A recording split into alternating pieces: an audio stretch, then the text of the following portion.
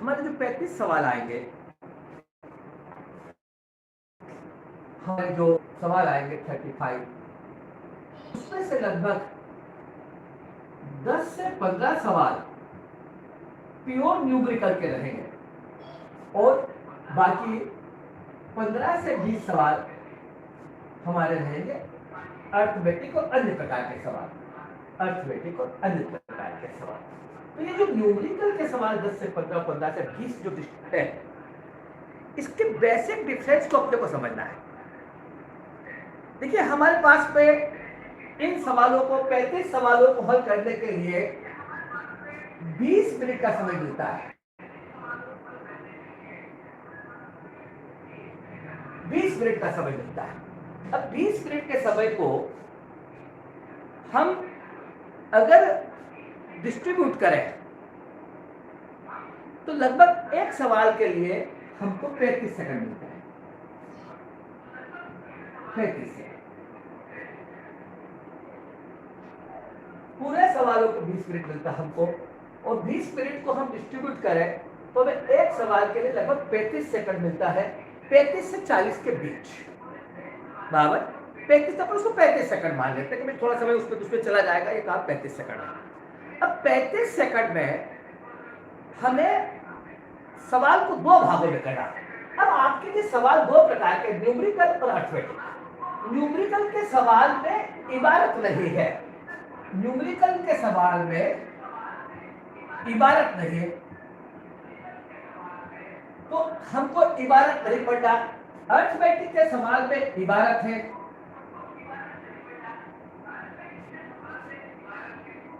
तो आपको पहले उस इबारत को पढ़ना पड़ेगा, फिर उसके बाद उस सवाल की कैलकुलेशन करना पड़ेगा। अब इबारत पढ़ने में समय लगेगा, वह भी 35 सेकंड में है, या इबारत नहीं पढ़ना है वह भी 35 सेकंड में है। तो इसका मतलब यह हुआ कि न्यूमेरिकल का सवाल हम कम समय में कर सकते हैं बनिस्बत अर्थमेटिक के सवाल के।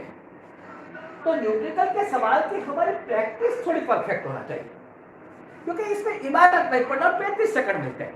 अब 35 सेकंड हमें इबारत नहीं पढ़ने के लिए मिलते हैं, या इबारत होती है तो बहुत छोटी होती कुछ केसेस के अंदर, तो उस केस में हमारा समय बचता है। एक दूसरी बात में जो आप सबसे लिख रहा हूं कि अर्थमेटिक का सवाल भी अल्टीमेटली न्यूमेरिकल का सवाल है, पर वह न्यूमेरिकल बड़ी सरल न्यूमेरिकल है। यहां जो न्यूमेरिकल का सवाल है ना, ये न्यूमेरिकल थोड़ी सी टेढ़ी है। अर्थमेटिक का कोई भी सवाल जब इबारत पढ़ते हैं तो इबारत पढ़ने के बाद वह सवाल भी गुणा और भाग जोड़ या बाकी में कन्वर्ट हो जाता है। तो अर्थमेटिक भी अल्टीमेटली आगे चल के न्यूमेरिकल में कन्वर्ट हो जाती है। भाई आप देखिए, जैसे एक सवाल आया हमारे पास में, एक सवाल आया कि मान लीजिए किस दर से 5 साल में किस दर से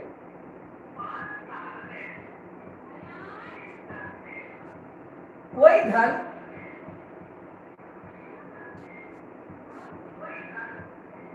खुद का 2/1/4 गुना हो जाएगा।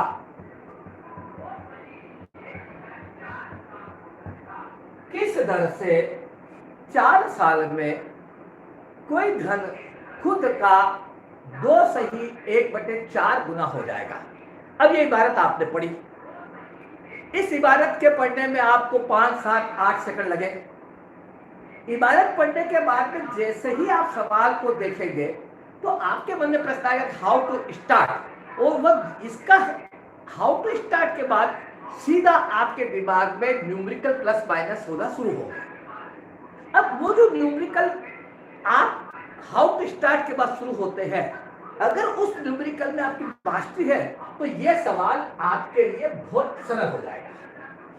मौखिक सवाल है भाई, हमको पता है कि दर निकालने का स्टैंडर्ड फार्मूला क्या है, ब्याज गुणित 100, ब्याज इंटरेस्ट दर निकालने का formula interest into 100 upon principal into time. अब आपको पता है कि 7 है 5। अब आप इस सवाल को ये अपने दिमाग में इस तरह से बैठा होना चाहिए कि हम अधिकांश न्यूमेरिकल एक्टिविटी को मौखिक कर सकें। ऐसा नहीं कि आप उस पर सब लिखें और फिर हल करें। जब आपको पता है कि 100 के बटे टाइम, और टाइम हमेशा राउंड में आया 5, तो ये तो हो गया 20, ये तो हो गया 20। अब आपके पास में अब ये 100 बटे 5 जो न्यूमेरिकल हुआ, ये बहुत सारा न्यूमेरिकल है। 100 बटे 5 यानी 20। अब इंटरेस्ट अपॉन प्रिंसिपल, तो कोई धन खुद का 2 सही 1 बटे 4 गुना हो गया। अब इसको देखिए समझने की बात है, यहाँ अर्थमेटिक में लॉजिक का इम्पोर्टेंस ज्यादा। खुद का 2 सही 1 बटे 4 गुना हो गया, तो गुना में जो धन मूल होता है, जिसको हम मूल धन बोलेंगे या मूल जो संख्या होती 1, ये 1 था और 9 बटे 4 हो गया।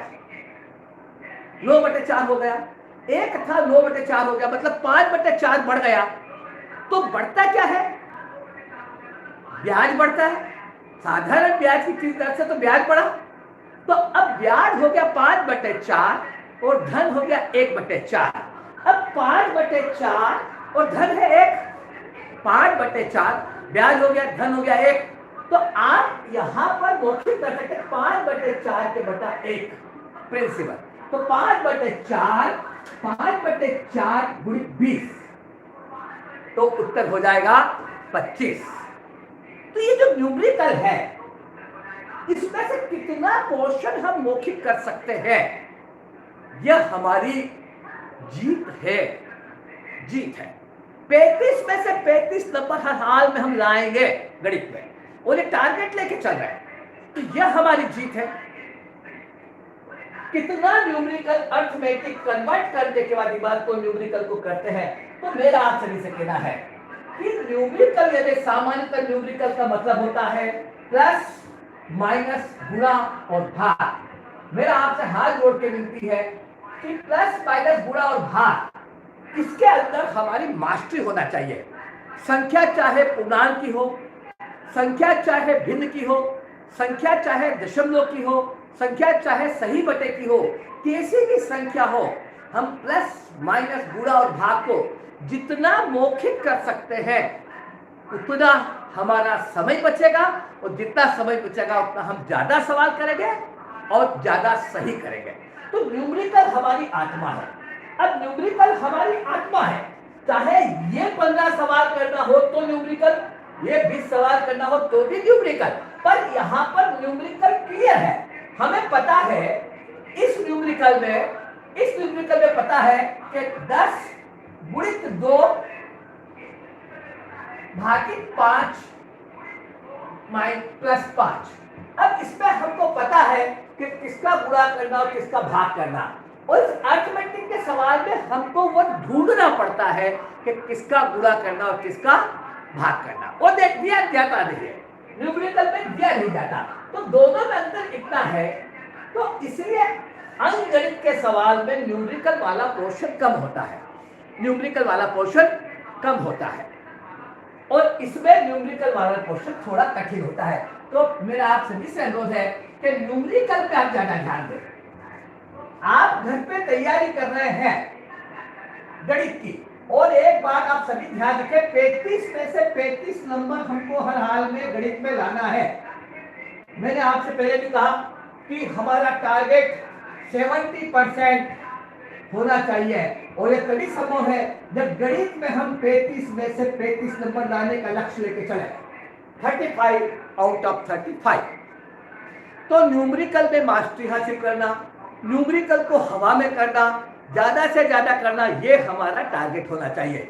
तो आज हम करते हैं न्यूमेरिकल की एक ट्रिक वाला सवाल, एक न्यूमेरिकल की एक ट्रिक वाला सवाल।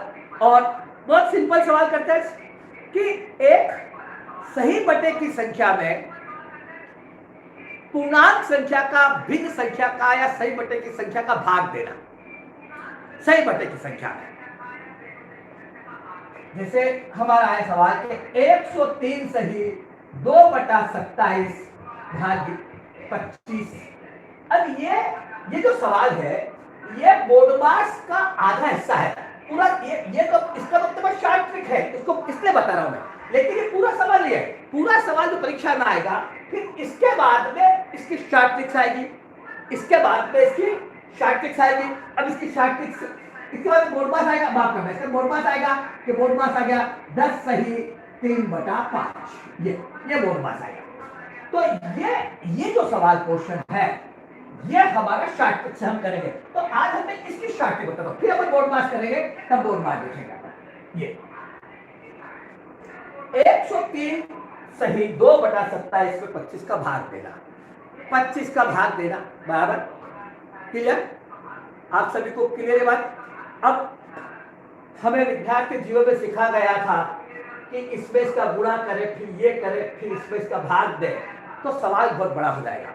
हम इसकी शॉर्ट ट्रिक्स, बॉक्सिक सवाल है 1 सेकंड का और सीधे उत्तर लिखेंगे।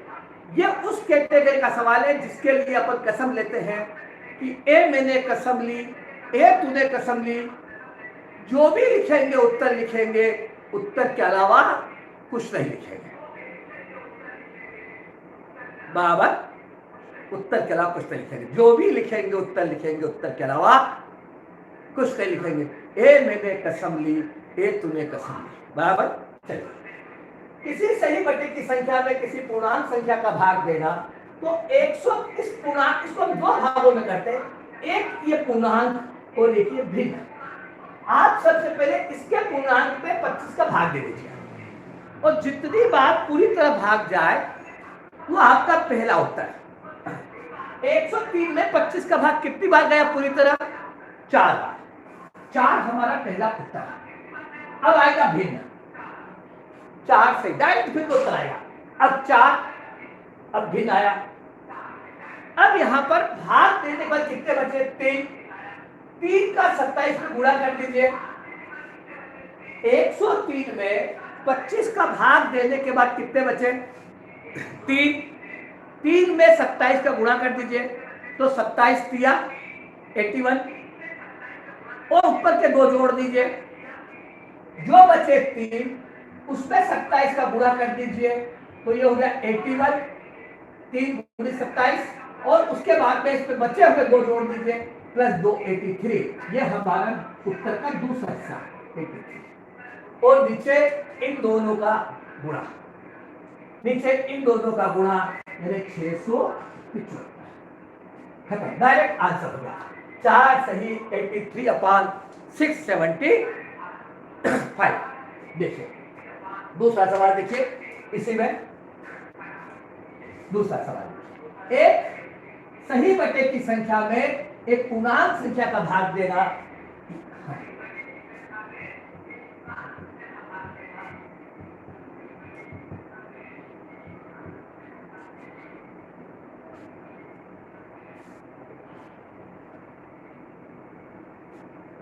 ये 11 कर लीजिए, 100 किसी का भाग कोई मतलब नहीं बराबर।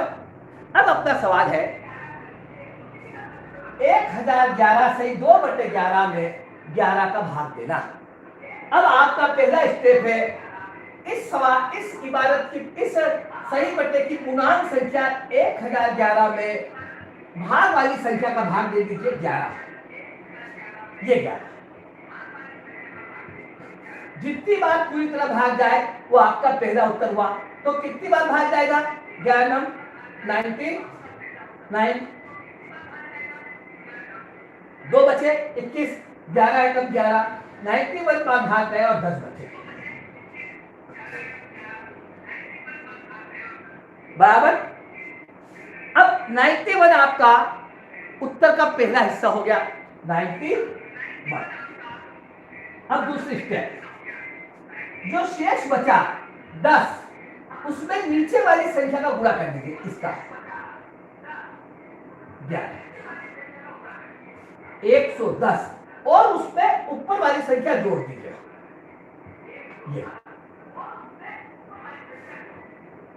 ये हो गया 112। ये हमारे उत्तर का दूसरा हिस्सा हो गया। भिन्न आने वाली भिन्न का ऊपर वाला हिस्सा जिसे बोलते हैं अपन अंश 112, और नीचे इस 11 और इस 11 का गुणा, तीसरी स्टेप 11 गुणित 11, तो इसका उत्तर हो गया 121। तो फाइनल आंसर 91 112 अपॉन 121। यह है इसका एक तरीका, सबसे शॉर्टेस्ट में। यह बोर्ड मास का आधा हिस्सा हुआ। उसके बाद इसमें जो भिन्न में बोर्ड मास दिया जाएगा, जोड़ने का घटाने का, अपन उसको हल कर लेंगे। जो भी बोर्ड मास हमको दिया कि भाई इसमें इतना जोड़ो इतना घटाओ, अपन वो कर लेंगे। अब ये इसकी जगह अब अपन इसमें थोड़ी एक स्टेप आगे बढ़ते हैं, एक सवाल और कर लेते हैं, फिर अपन आगे बढ़ते हैं कि इसमें भिन्न संख्या का गुणा भाग कैसे करना है। भिन्न संख्या का गुणा भाग कैसे करना है, एक पूर्णांक को कर लेते हैं। हाँ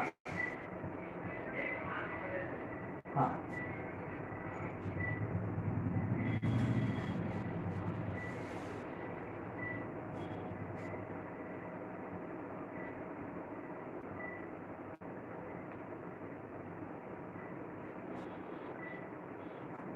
इसे कर लेते हैं।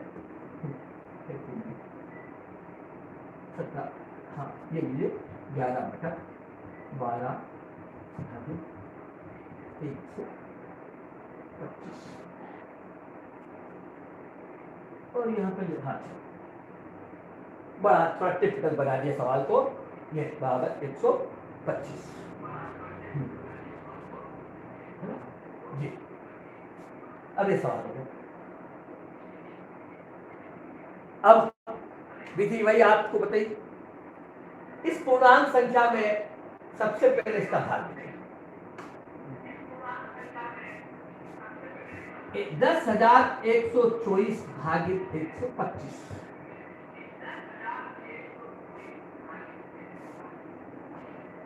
8 बार भाग गया 1000, 12 बचे, ऊपर से 4 उतारा, भाग दे गया उसका 0 और बचा 124।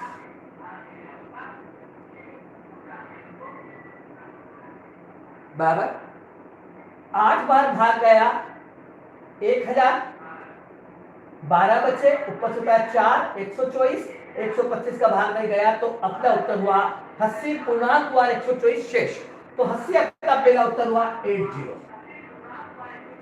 अब आ जाएगा, अब इस 124 में 12 का गुणा कर दीजिए।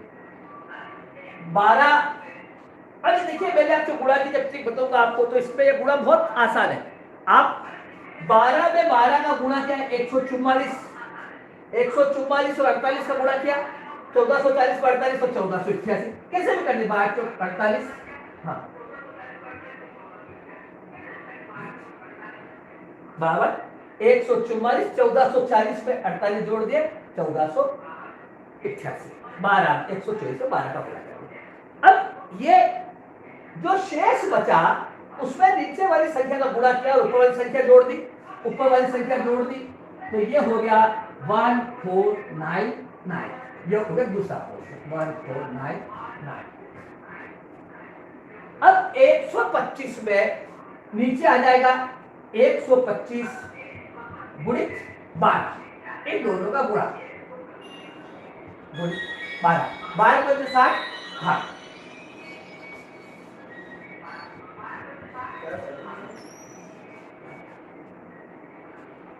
Final answer 80।